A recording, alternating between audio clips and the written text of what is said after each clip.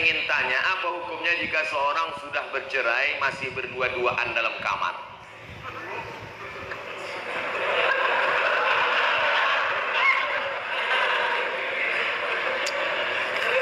Laki-laki menjatuhkan tolak kepada perempuan, aku cerai engkau talak satu, maka dia masih satu rumah selama iddah 3 bulan, tapi tidak sekamar, hanya pindah kamar. Ku talak engkau talak satu, kau pergi kamar sana, aku kamar sini. Pas malam tuh hujan, tinggal ketuk aja, I beg to you my dear. Tapi ingat, sudah terhitung talak satu. Yang tak boleh balik itu talak 3. Talak 3 bisa jatuh dalam satu majelis dengan cara 2. Pertama, ku talak engkau, ku talak engkau, ku talak engkau, jatuh 3. Macam iklan. Atau saking marahnya, ku talak kau 100, jatuh 3. Makanya laki-laki sebelum kalian nikah, kursus dulu fikih. Jangan cukup nasihat Pak Kua 30 menit sambil tanda tangan ngasih pas foto. Tak cukup, tak ngerti masalah fikih. Nah, ini dia sudah talak, tapi tak disebutnya, entah masih ada iddah, entah tak ada iddah. Kalau masih ada iddah, berdua-dua dia, berarti itu sudah rujuk. Lo berdua-dua kalian di kamar tuh, itulah rujuk itu. Rujuk kalian. Anda cuma berdua aja. Rujuk lah tuh. Kalau sudah habis iddah 3 bulan, dijatuhkannya talak 1 Agustus. Agustus, September, Oktober. 1 November, berdua-dua dia dalam. Tak bisa lagi. Tak bisa rujuk. Rujuknya mesti akad macam nikah dulu. Rukunnya 5. Mempelai laki-laki, wali, saksi 2 orang, ada mahar, ada ijab dan qabul. Kata si wali, ku nikahkan engkau dengan anakku dengan mahar sebentuk cincin emas tunai. Sah. Itu namanya pengantin baru stok lama. Apa hukumnya kami menengok mereka berdua? Kenapa kalian tengok?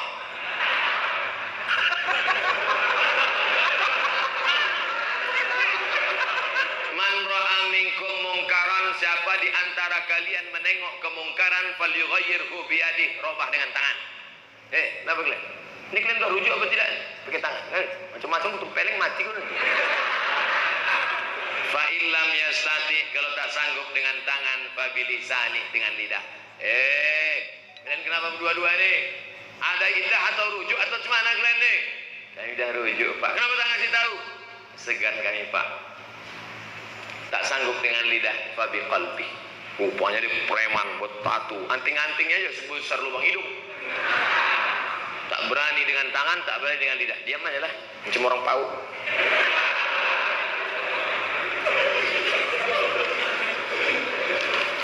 Pak Ustadz yang kami cintai, so sweet. Saya punya teman seorang peruqyah. Peruqyah itu artinya ustadz yang bisa ruqyah. Jangan ke dukun.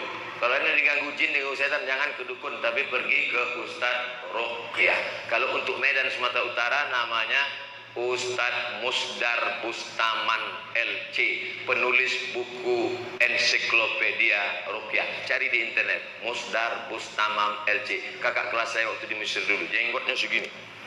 Belum dibacanya ayat kursi, baru nengok jenggotnya, sehat orang.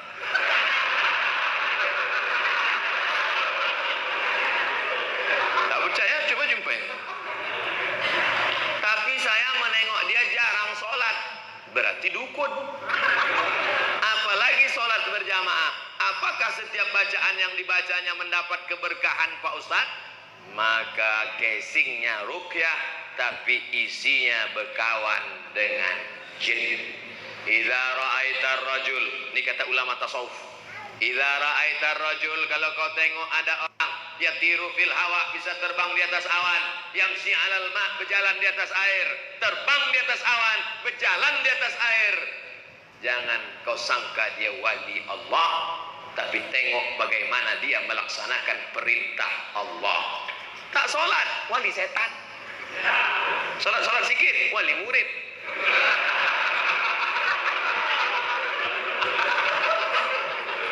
Jangan terpukau karena aneh-anehnya bisa dihilangkannya Pak Ustaz. Hebat dia Pak Ustaz. Datang kami ke tempat dia waktu STNK BPKB kami hilang. Di mana hilangnya? Di kamar. Dipukulnya sekali lantai, tepak muncul. Siapa yang bawa? Jin. Dia berkawan dengan jin.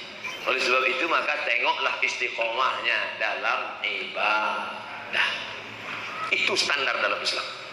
Kalau suami menyuruh menandatangani surat, isinya kita tak lagi suami istri, tapi dibuat surat itu yang tahu hanya mereka berdua saja. Apakah itu sah Pak Ustaz? Sah. Sah, jatuh talak. Talak apa namanya? Talak pakai tulisan. Tapi katanya mesti pakai saksi Pak Ustaz.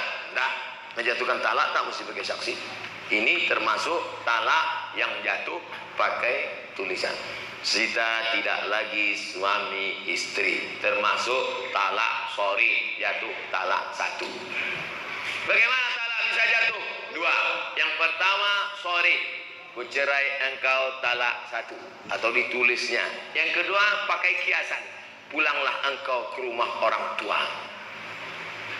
Ibu-ibu, istri-istri, kalau ada suamimu berkata, pulanglah engkau ke rumah orang tuamu, jangan pulang, tanya dulu, apa maksud kau bro? Karena tolak kinayah yang kiasan itu mesti dilihat niatnya. Kalau niatnya niat tolak, maka jatuh tolak. Tapi kalau tak ada niat tolak, enggak. Pulanglah kau. Muak kali aku nengok, pergi kau balik. Abang, apa niat? Enggak ada nyuruh balik aja. Baliklah. Makanya perempuan itu mesti ngerti. Perempuan jangan mau dibodoh-bodohi. Pulang sana, pergi pulang. Maksud abang pulang apa ini? Nah, enggak, maksudnya pulang liburan aja. Baliklah. Ada tuh talak. Benarkan roh akan pulang ke rumah setiap malam Jumat? Macam orang balik dari kantor aja.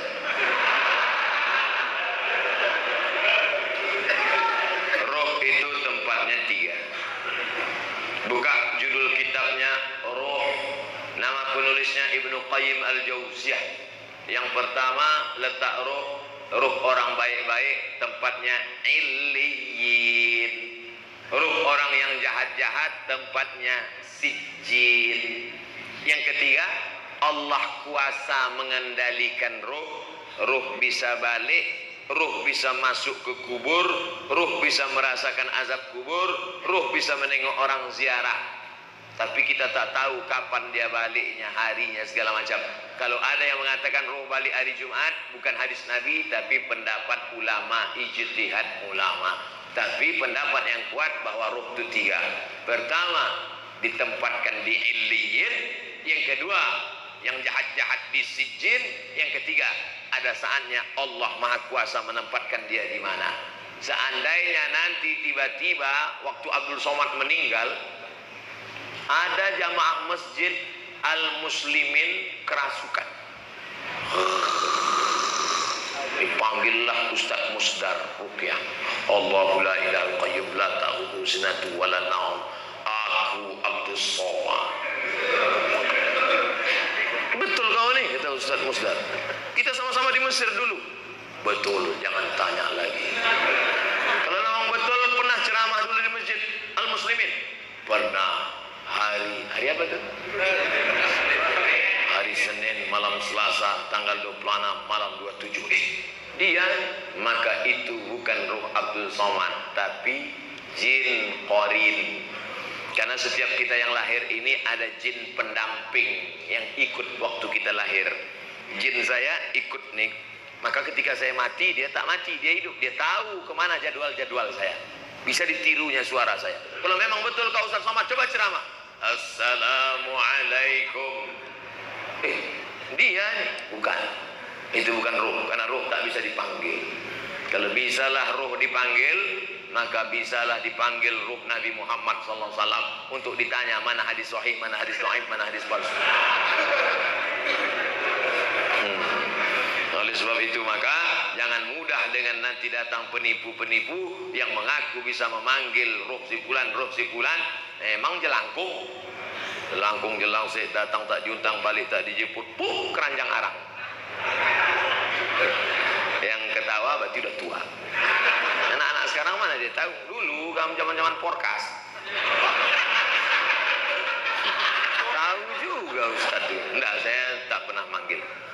Ustaz, sebenarnya berapa kali Nabi Muhammad haji dan umrah? Pindah dari kota Makkah ke kota Madinah Al-Munawwarah. Tahun 1 tak ada, tahun 2 tak ada, tahun 3 tak ada, tahun 4 tak ada, tahun 5 tak ada, tahun 6 mimpi sahabat. Pas paginya, ya Rasulullah, ya malam tadi aku mimpi. Apa mimpimu? Malam tadi aku mimpi kita melihat Nabi bercerita, sahabat pun meyakini. Malam tadi aku mimpi melihat kita tawaf, sa'i dan tahallul. Berarti itu wahyu dari Allah Subhanahu wa taala. Maka kalau begitu mari kita ke Makkah. Mereka pun ramai-ramai menuju Makkah untuk melaksanakan umrah. Tapi sampai di Hudaybiyah. Hudaybiyah ini 22 km sebelum masuk Makkah, dihadang oleh kafir Quraisy, tak jadi masuk. Maka disebut umrah itu umrah tak terlaksana, diqadha tahun ke-7. Maka Nabi umrah 4 kali. Tahun ke-6, tahun ke-7, tahun ke-8 pembebasan kota Makkah, tahun ke-10 saat melaksanakan haji wada. Umrah 4 kali, haji 1 kali. Nah, jadi Bapak Ibu yang mau melaksanakan umrah tahun 2020, kita berangkat bulan Januari, umrah akbar bersama Ustaz Somad, bersama Travel Grand Safa Naudi. Kok ke situ pula perginya Pak Ustaz? Entah, itu yang ditanyanya tadi. Saya umrah setahun sekali aja, tak pernah pergi tiap bulan, sekali, bulan Januari saja. Kenapa Ustaz pilih bulan Januari? Dingin, saya tak tahan panas. Panas menggelitar jantung. Haji Pak Ustaz, haji Nabi sekali aja. Bapak Ibu yang sudah haji jangan pergi haji lagi. Berapa biaya pergi haji? ONH plus 100 juta. Bagus buatkan kelas untuk anak yatim. Assalamualaikum. Waalaikumsalam. Ini kenapa anak yatim banyak betul di panti ini? Tak ada kelas Pak Haji. Berapa biaya buat kelas 1? 100 juta. Buatkan. Duitnya Pak Haji, nanti kita cari. Kasihlah duit itu. Satu kelas 100 juta. Itu yang akan menolong di hadapan Allah SWT. Bolak-balik pergi ke Makkah. Haji tiap-tiap tahun. Ini tolong anak fakir miskin, celananya koyak, tak bisa membayar uang sekolah. Maka haji sekali saja, sisanya gunakan untuk menolong orang-orang susah. Setuju? Tak setuju pun tak apa-apa. Tapi tengok aja lah. Ustaz, kenapa bulan Islam itu diawali dengan bulan Muharram? Padahal Nabi kan hijrahnya di bulan Safar. Wah, menjebak ini ah. Nabi hijrah dulu kan bulan Safar Pak Ustaz. Ya, kenapa tiba kalendernya dimulai bulan Muharram? Berkualitas pertanyaan jamaah Masjid Al-Muslimin. Allahu Akbar. Bermusyawarahlah sahabat Nabi. Abu Bakar sudah meninggal dunia, khalifahnya waktu itu Umar, Utsman, Ali, musyawarah. Kapan kita tetapkan bulan satunya? Jamaah pulang dari haji Zulhijjah.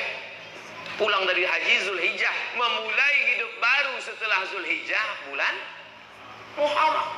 Setelah pulang Zulhijjah, cukur rambut, tumbuh rambut baru, semangat baru, start bulan baru Muharram. Maka itulah berdasarkan ijma. Tak ada dalam Quran, tak ada ayat Quran. Ya ayyuhalladzina amanu, mulai bulan Muharram, tak ada. Hadis Nabi pun tak ada. Karena penetapan bulan Muharram ini berdasarkan ijma sahabat Nabi sallallahu alaihi wasallam radhiyallahu anhum ajma'in. Karena selesai pulang haji itu 3 bulan, berangkat bulan Syawal, di Makkah bulan Zulqa'dah, masuk Zulhijjah, habis wukuf di padang Arafah, mabit di Muzdalifah, Mina 3 hari, habis itu pulang ke kampung halaman, start bulan pertama Muharram. Maka ditetapkanlah penetapan awal kalender Islam 1 Muharram pada masa pemerintahan Umar bin Khattab. Wallahu a'lam bishawab. Apakah berdosa bila saya meminta rujuk lagi pada suami sementara suami sudah menikah lagi? Padahal saya di poligami pun ikhlas.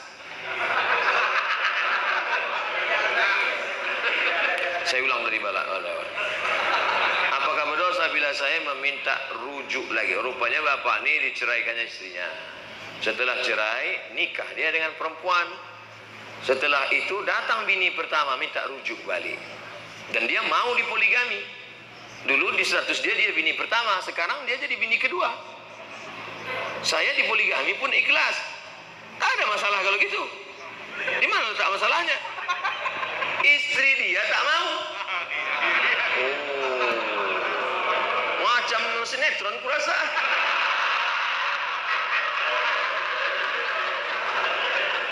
Istri dia tak mau dipoligami. Bagaimana menurut Ustaz? Apakah tindakan saya berdosa?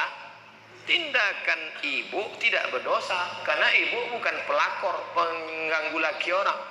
Tergantung bapak nih, gentleman tak dia? Kalau dia bersikap, kata dia, kau balik, yang ini tetap. Tapi kalau dia takut, termasuk anggota istri, ikatan suami takut istri, maka tak jadilah. Nah, ini tergantung kepada si bapak nih. Ibu tak berdosa selama ibu tak melakukan perbuatan haram, tidak melakukan perbuatan maksiat. Yang pula di WA dia tiap hari, bang, jadi kita balik.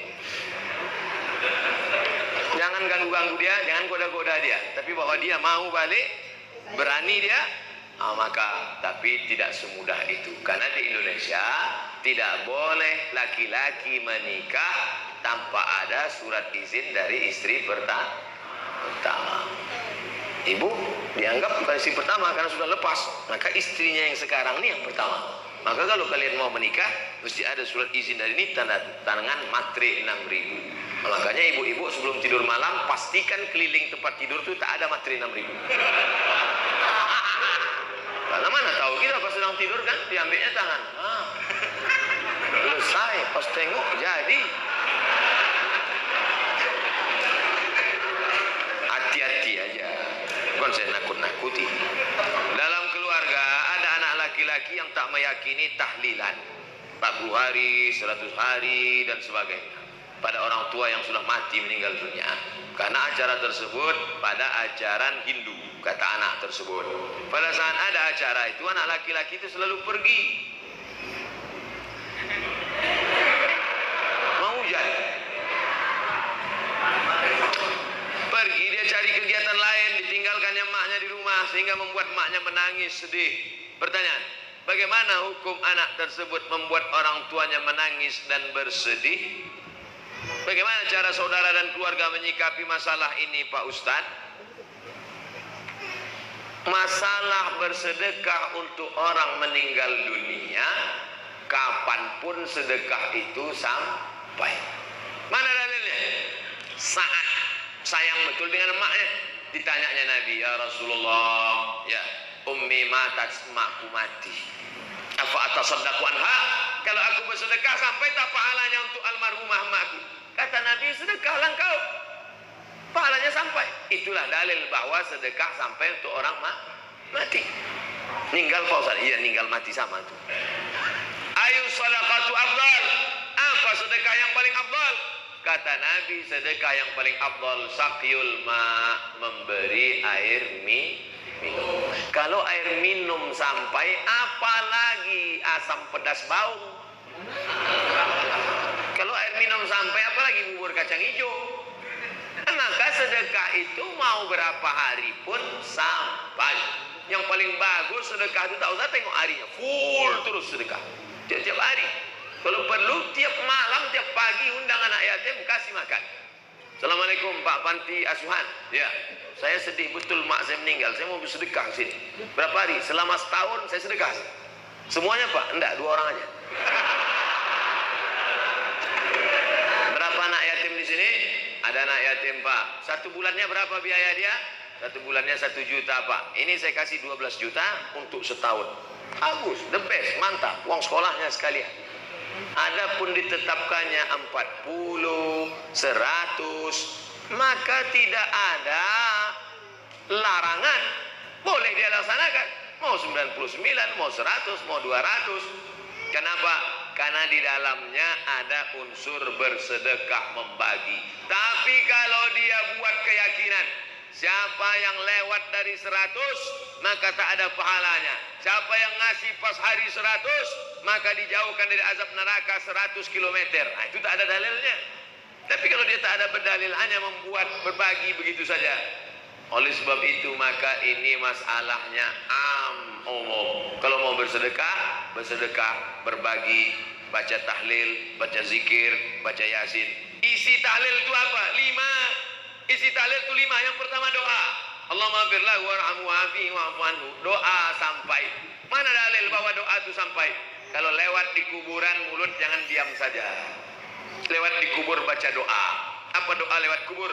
Assalamualaikum ya ala diyar minal mu'minin wa inna insyaallah bikum lahiqun yarhamullahul mustaqdimin wal mustakhirin nas'alullah wa lakumul afiyah. Itu dalil bahwa doa sampai. Yang kedua, kasih makanan. Mana dalil kasih makanan sampai? Sedekah saat air kata Nabi sampai. Yang ketiga, berkirim tahlil. Apa itu tahlil? La ilaha illallah, la ilaha illallah, la ilaha illallah. Ya Allah, sampaikanlah tahlil kami kepada almarhum fulan sampai. Mana dalilnya? Pelepah korma dicucukkan ke makam. Kata Nabi, pelepah korma waktu basah bertasbih, tasbihnya sampai pada orang mati. Kalau tasbih pelepah korma saja sampai, apalagi tahmid, tahtim, tahlil orang yang beriman. 4, membacakan Al-Quran. Yang paling afdal kata Imam Nawawi, wa in khatimul Qur'ana fa huwa hasanun. Sebagus-bagusnya hatamkan sehatam Quran. Bagus. Tak sanggup sehatam Quran, pilih hatinya Al-Quran. Apa hatinya Quran? Yasin wal Qur'anil Hakim innaka laminal mursalin. Bacanya pelan-pelan. Ini banyak orang yasinan ujung-ujungnya aja. Tujaun yakun. Yang kelima adalah inti tahlil itu ada nasihat setawar sedingin melapangkan keluarga yang terkena musibah. Wahai keluarga yang kena musibah, bersabarlah. Innalillahi wa inna ilaihi raji'un. 5 poin itu semuanya kebaikan, kebaikan, kebaikan. Semoga Pak Ustaz selalu dalam lindungan Allah. Amin ya rabbal alamin. Saat akikah anak, bolehkah menerima sumbangan dari teman-teman dan tetangga? Kullu mauludin rahinatun bi'aqiqatihi. Setiap anak yang lahir tergadai dengan akikahnya. Tulbahu anhu yauma sabi'ihi. Hari ke-7 sembelihkan kambing. Yuhlaku, cukurkan rambutnya. Wa yusamma, kasih nama yang baik-baik, yang bagus-bagus. Karena nama adalah doa. Artinya kita bersedekah syukur karena sudah punya anak. Orang susah punya anak sampai bayi tabung ke Singapura 100 juta paling murah. Itu pun tabung-tabung second 9 kilo. Ini Allah minta anak cuman 1 kambing. Berapa harga kambing sekarang? 1 juta, 2 juta. 2,5 juta udah kambing kelas VIP udah itu. Cuman seekor kambing diminta untuk anak perempuan, 2 ekor anak laki-laki 5 juta. Sudahlah murah 5 juta pun ada juga pikiran bisnis di kepala. Nah, ini kalau ku kasih 5 juta bisa balik 15 ini. La ilaha illallah Muhammadur Rasulullah. Makanya waktu anak saya lahir tak saya undang jamaah. Karena kalau saya undang jamaah nanti dia pasti bawa kado ngasih itu ini. Dia potong aja kambing, undang tetangga-tetangga dekat rumah, makan, habiskan semua, pantai, selesai. Karena kalau diundang orang marhaban itu ini datang dia, mau kita tolak banyak pula duit itu kan. Oleh sebab itu maka kita pahami bahwa akikah ini mengasih, bukan menarik. Jangan jadikan akikah sebagai ajang tarik-tarikan arisan. Harus kita pahami dengan baik bahwa akikah ini adalah syukur kita kepada Allah. Tak ada duit hari ke-7, hari ke-14. Tak ada duit hari ke-14, hari ke-21. Tak ada duit hari 21, tak usah tengok kalender lagi. Setahun, 2 tahun, 5 tahun, 10 tahun, 10 tahun. Kalau ada anak bapak yang belum akikah kemarin, sekarang umurnya udah semester berapa? Udah semester 5, umur 20 tahun. Nah, sekarang diakikahkan. Tak apa-apa, besok pagi akikah. Insya Allah masih sempat saya datang. Tapi akikah saja, jangan pula diayun pakai marhaban. Marhaba ayyanur. Anak semester 5 itu duduk. Tak syukur pula tuh, pakai kelapa muda. Banyak orang kita ini yang udah lalu-lalu dibuatnya ulang balik. Akikah sedekahnya aja, rambut susah cukur lagi. Nama itu aja lah, jangan nama geng-geng. Begitu juga dengan mengazankan anak. Anak yang dulu diazankan bagus, sunnah. Nabi mengazankan cucunya, Sayyidina Hasan, Sayyidina Husain. Tapi kalau anak udah besar, jangan diazankan lagi. Nanti balik dari sini, nak sini Ustaz. Allahu Akbar, Allah. Apanya ya nih? Gitu.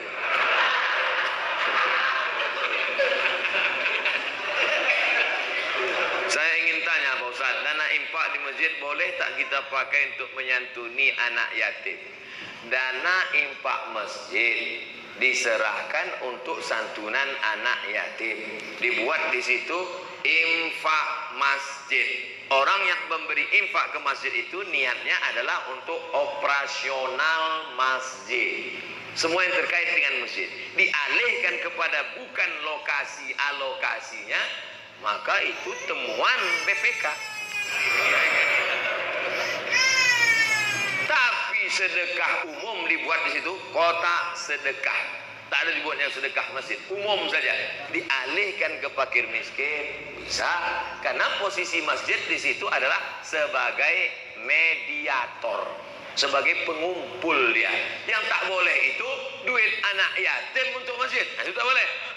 Alladzina ya'kuluna amwalal yatama, orang yang memakan harta anak yatim, innama ya'kuluna fi butunihim nara, mereka makan api neraka. Tak boleh.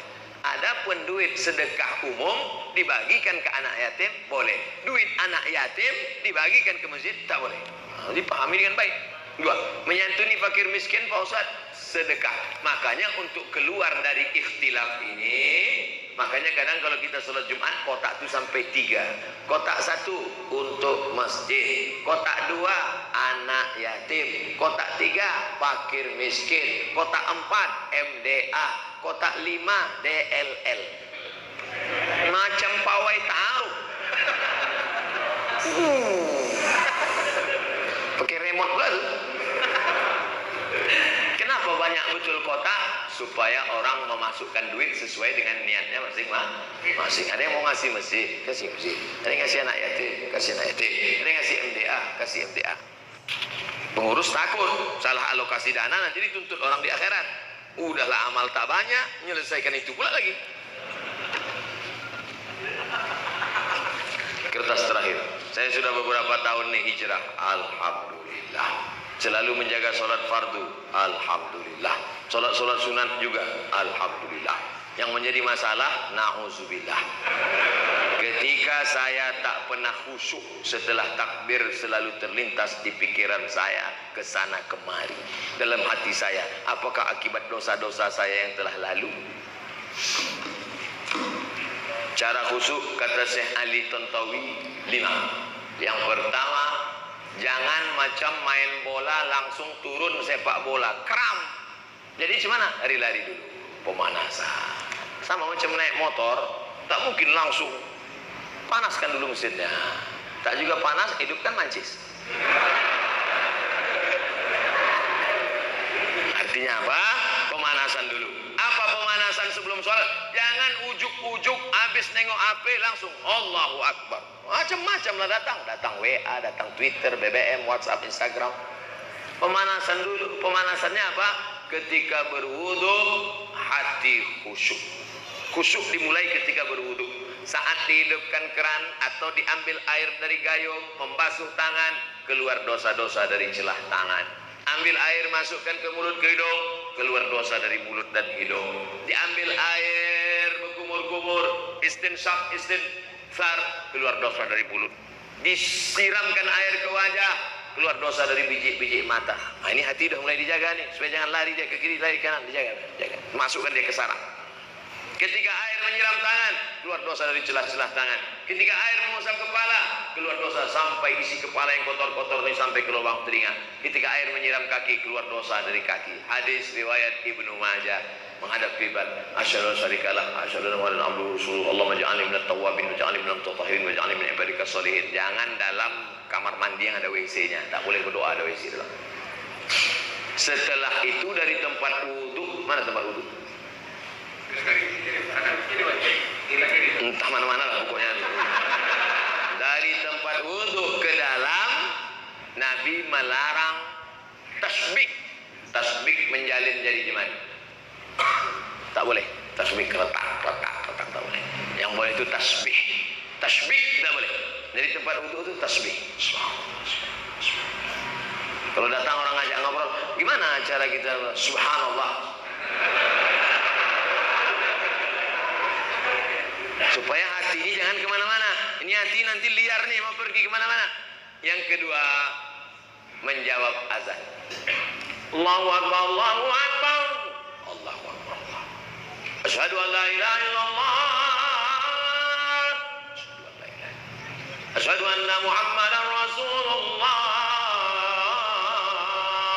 asyhadu anna Rasulullah. Jangan lupa berselawat. Allahumma shalli ala sayyidina Muhammad wa ala alihi. Hayya 'alas shalah. Jangan ngomong. Datang kawan sebelah ngomong, la sampai akhir azan tutup. Ini dalam rangka menjaga hati tadi supaya jangan liar dia, jangan pergi dia kemana-mana. Tetap di dalam. Allahumma rabb hadhihi ad-da'wati at-tammati was-salati al-qa'imah. Ati sayyidina Muhammadan al-wasilata wal-fadilah was-sharafa al-'anti ar-rafi'ah. Wa wafallahu maqama mahmud alladhi wa'adta innaka la tukhliful mi'ad. Barulah masuk pemanasan yang ketiga, sholat sunnah qabliyah. Usolli sunnatas subhi raka'ataini qabliyatan lillahi ta'ala. Bagi al-wasliyah, bagi yang Muhammadiyah enggak pakai usolli. Allahu Akbar. Sejalan antara takbir dengan niat. A di awal, bar di ujung. Disitulah nama sholatnya, rokaatnya, adaannya, makmumannya, imamannya, dari A sampai bar. Usolli fardhu subhi rakaataini adaan makmuman lillahi ta'ala. Allahu Akbar. Bagi al-wasliyah, karena al-wasliyah pakai mazhab Syafi'i. Muhammadiyah tidak. Muhammadiyah takbirnya pendek aja. Allahu Akbar. Kapan orang Muhammadiyah itu berniat? Sebelum takbiratul ihram. Yang berniat sebelum takbiratul ihram sah. Yang berniat di dalam takbiratul ihram sah. Yang tak sah udah takbir baru dia niat. Allahu Akbar. Qabliyah apa subuh? Qabliyah aja lah. Yang berniat sebelum takbiratul ihram sah. Berniat di dalam takbiratul ihram sah. Mazhab Syafi'i berniat di dalam takbiratul ihram. Namanya muqaranah, sejalan antara takbir dan niat. Allahu Akbar. Menguatkan dalam hati. Yang keempat, fahami apa yang dibaca, bukan menghafal terjemah. Allahu Akbar kabira walhamdulillahi katsira wa subhanallahi bukratan wa asila. Kalau Muhammadiyah, Allahumma ba'id baini wa baina khataayaya kama ba'adta bainal masyriqi wal maghrib.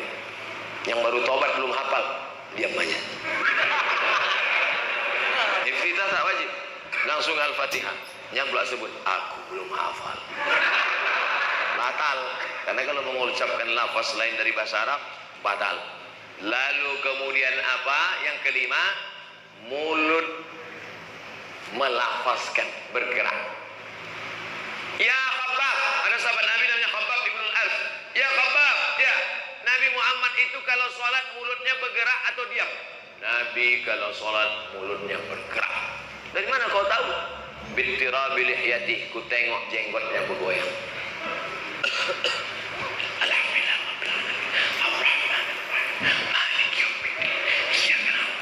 Ini ada orang sekarang sholat diam aja mulutnya.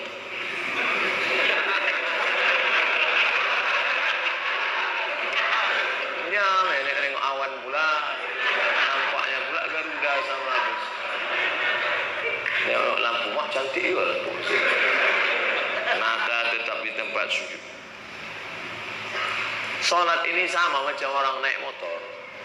Kadang-kadang agak-agak lari dia ke pinggir, naik ke tengah balik. Kadang-kadang agak naik-naik ke trotoar sedikit, lurus ke balik. Begitu juga dengan sholat ini. Bismillahirrahmanirrahim. Mulut baca, connect ke hati. Alhamdulillah Rabbil Alamin Ar-Rahmanir Rahim Maliki Yawmiddin Iyyaka na'budu wa iyyaka nasta'in Ihdinas siratal mustaqim Siratal ladzina an'amta 'alaihim ghairil maghdubi 'alaihim waladdallin amin. Bismillahirrahmanirrahim. Cari ayat apa yang sesuai. Qul huwallahu ahad. Lam yalid wa lam yulad. Allahu akbar. Subhan rabbil azim wa bihamdihi. Subhan rabbil azim. Sami Allahu liman hamidah. Rabbana wa lakal hamd mil'us samawati wal ardi mil'u ma syi'ta min syai'in ba'd. Allahu akbar. Juru antar Rabbi firli warhamni wajburni warfa'ni warzuqni wahdini wa'afini wa'afani. Satu tasyahud. At-tahiyyatul mubarakatus salawatut thayyibatun lillah. Assalamu alayka ayyuhan nabi wa rahmatullahi wa barakatuh. Mulut baca, hati connect. Udah agak connect. Udah agak jauh nih, connect kan balik. Udah agak jauh nih, connect kan balik. Jangan udah agak jauh, sempat pula main-main game. Apakah kalau kita sholat itu kita kehilangan kesadaran? Nah, ini perlu diluruskan. Jangan bayangkan sahabat Nabi itu dulu baru udah sholat. Saya Pak Ustaz, kalau saya sudah sholat itu rasanya terbang saya entah kemana. Berarti kau diculik jin. Imamnya Abu Bakar. Maaf, saya belakangi. Ini imam. Rumah Nabi sebelah kanan. Taman Raudhah. Rumah Nabi sebelah kanan. Rumah Nabi sebelah kiri. Imam ke depan, Nabi sebelah kiri. Waktu itu Nabi sakit di kamar. Maka diangkat jadi imam Abu Bakar. Abu Bakar jadi imam. Ketika sedang sholat, datang Nabi. Pas sedang sholat, sahabat memukul tangan. Sahabat memukul tangan. Kenapa sahabat mukul tangan? Ngasih tahu Abu Bakar Nabi dah. Karena tak boleh ngomong, tak boleh bilang Abu Bakar ada Nabi datang. Apa pelajaran dari sini? Apakah sahabat itu sadar Nabi datang atau tak sadar? Sadar. Jadi kalau ada orang mengatakan, aku kalau sudah sholat hilang rasanya semua. Kau kalau bohong jangan gitu kali. Sedangkan sahabat Nabi sembahyang sadar dia Nabi datang. Kau sahabat siapa? Kalau mau bohong ya agak-agak masuk akal lah sedikit. Ini kadang orang ini mengada-ngada. Sahabat Nabi sadar. Itu dalil. Dalil yang kedua, Nabi jadi imam. Waktu Nabi masih sehat, Nabi jadi imam. Ketika waktu itu lantai Masjid Nabawi belum ada karpetnya. Nabi jadi imam, sholat. Pas Nabi sedang sholat, dibuka Nabi selop. Nabi sholat pakai selop. Dibuka Nabi selop. Menengok Nabi buka selop, semua sahabat yang jadi makmum buka selop. Assalamualaikum warahmatullahi. Ditengok Nabi selop berserak-serak belakang. Kata Nabi, kenapa kalian buka selop? Kami tengok engkau buka selop ya Rasulullah. Sadarkah sahabat waktu Nabi sholat itu Nabi buka selop? Sadar, maka mereka buka. Kenapa Nabi buka? Ya Rasulullah, kenapa kau buka selop? Aku buka selop, tadi Jibril datang ngasih tahu di selopku ada najis. Selop kalian tak ada najis, kenapa kalian buka? Apa pelajaran dari sini? Bahwa sahabat Nabi itu tak pakai tanya-tanya, sami'na wa ta'na. Tapi ada pelajaran lain. Fikih hadis, memahami hadis ini, bahwa sahabat memahami, sadar dengan penuh kesadaran bahwa Nabi buka selop di depan. Riwayat ketiga, sujud. Allahu Akbar. Lama sujud, tak macam biasa. Lama sujud. Setelah itu bangkit Nabi. Allahu Akbar. Rupanya cucunya naik ke tengkuk. Sadarkah Nabi naik cucunya ke tengkuk? Sadar. Kalau tak sadar bangkit, itu jatuh cucu. Nah, jadi kalau ada orang mengatakan tak sadar, kita tetap dengan kesadaran, tapi kita jaga yang 5 tadi. Cawannya kita siapkan, tapi air. Cawan itu kaedahnya. Khusyuk itu airnya. Airnya, khusyuknya adalah pemberian Allah Subhanahu wa ta'ala. Makanya kita selalu minta berdoa, Allahumma ja'alna minal khashi'in, jadikan kami orang-orang yang khusyuk. Mudah-mudahan kita termasuk orang yang khusyuk insyaallah. Ala hadhihi niyyah wa kulli niyatin salihah. Al-Fatihah. A'udzu billahi minasy